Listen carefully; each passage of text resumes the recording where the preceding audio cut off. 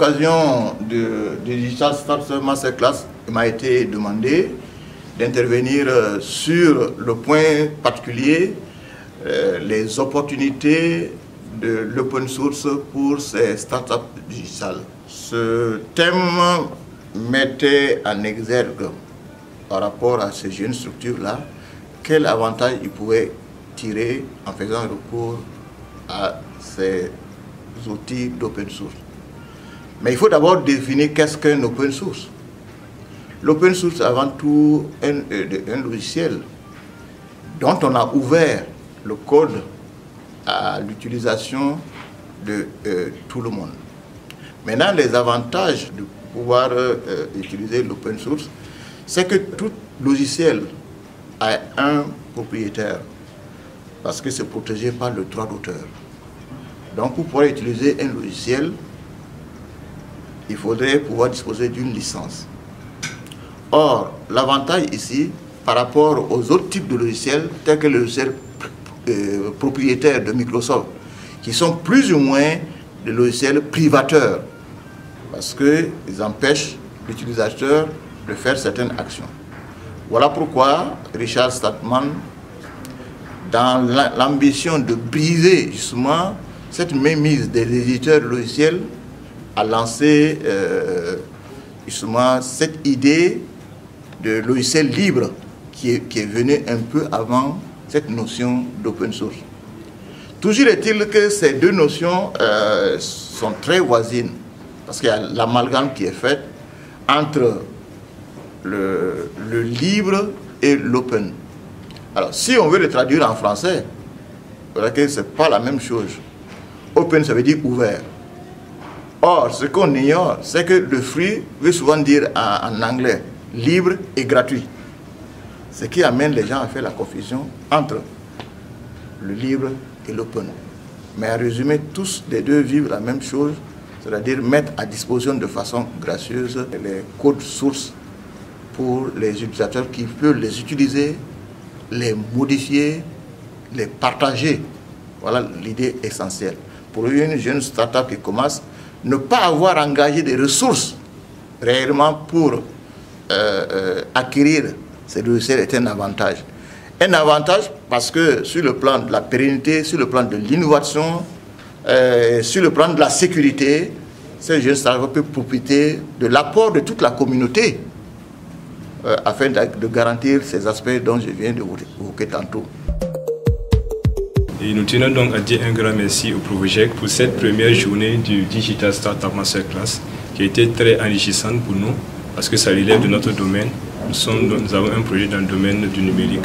Alors nous avions appris beaucoup de choses, nous avons exploré encore vraiment le domaine numérique et cela nous a encore mieux outillés. Donc nous disons merci à tous ces experts qui sont venus nous faire le partage de ce jour. Et nous allons user vraiment de ces formations pour mieux utiliser et pour mieux explorer, pour mieux vendre nos produits numériques. Merci.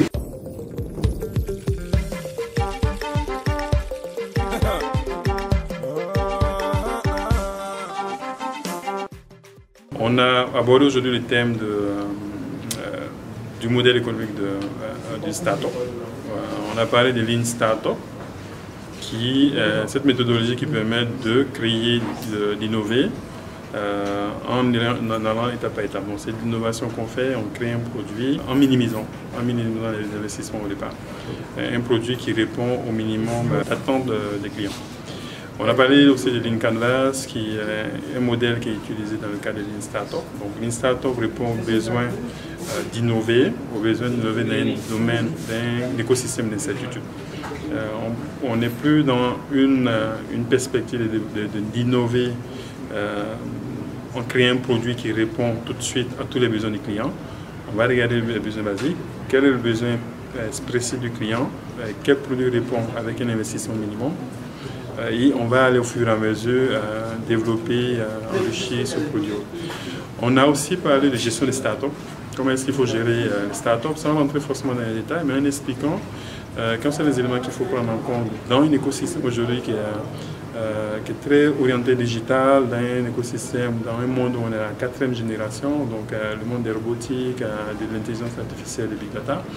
Et on a abordé les notions de comment, en tant que chef d'entreprise, en tant qu'innovateur dans l'aide digitale, il faut se positionner. Qu'est-ce qu'il faut prendre en compte et qu'est-ce qui peut être limitatif ou être un élément qui va booster son business. Donc, on a parlé des données, l'importance des données qui sont aujourd'hui une matière première, qui sont aujourd'hui une mine. De data mining, on a parlé des opportunités qu'on a aujourd'hui parce qu'on a une communauté qui est plus large, qui est interconnectée par Internet, Facebook et autres, donc qui crée des opportunités de business pour toute entreprise, que ce soit une entreprise digitale ou une entreprise qui n'est pas digitale. Cette deuxième journée a été bon et puis on a un peu appris sur les systèmes de data, donc les systèmes d'information en ligne. Voilà. Et puis il y a comment aussi fonctionne une start-up. On a pu faire la différence entre une start-up et puis un entrepreneur.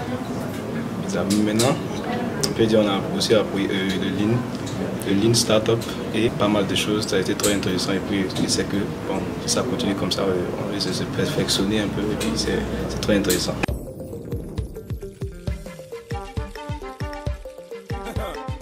J'étais là ce matin dans le cadre d'une formation au profit des jeunes start-up qui ont des projets. Il était question de faire une communication sur le marketing digital. Donc nous avons revu avec ces jeunes-là les principes du marketing digital d'abord. Dans un premier temps, je voulais expliquer qu'est-ce que c'est le marketing digital, les concepts du marketing digital. Ensuite, nous avons ensemble fait un plan de stratégie digitale. Donc nous avons ensemble élaboré c'est quoi un plan de marketing digital, quelles sont les étapes à respecter pour avoir un plan efficace. Et enfin, nous avons passé en revue ensemble les opportunités que peut offrir le digital, justement dans le cadre de leur projet, afin qu'ils soient demain des géants du digital, qu'ils soient des entreprises rentables et prospères. Donc ce fut un bon moment d'échange, de partage.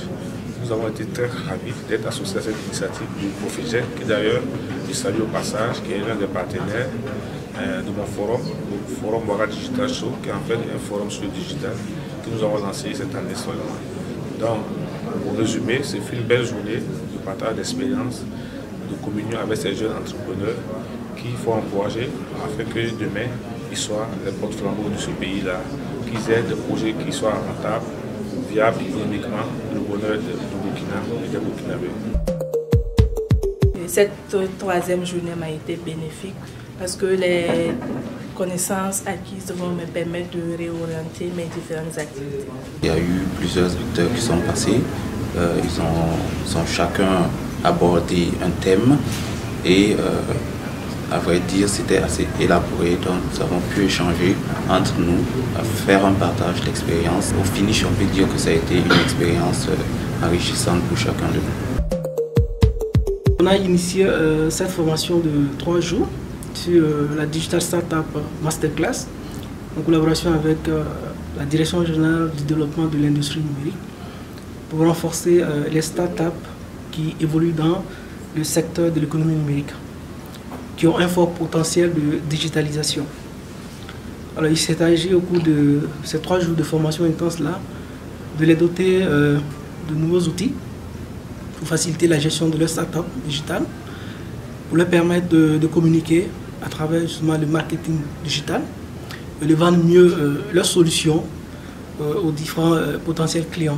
Pendant ces 3 jours, ils ont également appris les opportunités de financement des startups digitales, parce que les startups digitales ont une particularité, et leur particularité c'est vraiment le potentiel d'innovation technologique à leur niveau, et ce n'est pas toujours évident de trouver des bailleurs de fonds, des structures de financement adaptées à ce type de start-up-là.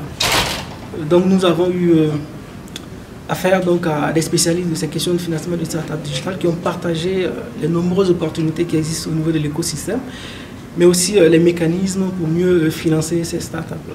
Ces 3 jours d'intense formation ont permis effectivement de les outiller, à en croire vraiment les retours que nous avons eu ces différents bénéficiaires de la formation, mais également des formateurs qui ont tous été à la hauteur.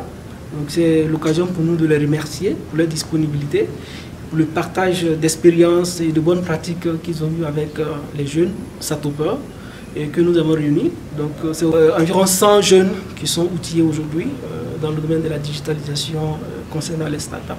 Nous avons espéré qu'ils vont pouvoir répliquer ces compétences-là, les partager dans leurs différentes équipes pour que ça fasse tâche d'huile, que ça impacte effectivement l'écosystème de la digitalisation de l'entrepreneuriat d'une manière générale.